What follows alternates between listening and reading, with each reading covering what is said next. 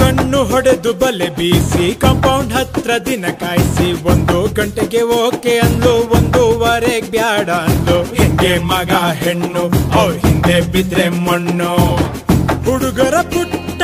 ಹಾಟಿನಲ್ಲಿ ತಾಜು ಮಹಲು ಗೋರಿ ಇದೆ ಹುಡುಗಿರ್ ಕೆಟ್ಟ ಹಾಟಿನಲ್ಲಿ ಹುಡುಗರ್ಲವು ಮೋರಿ ಇದೆ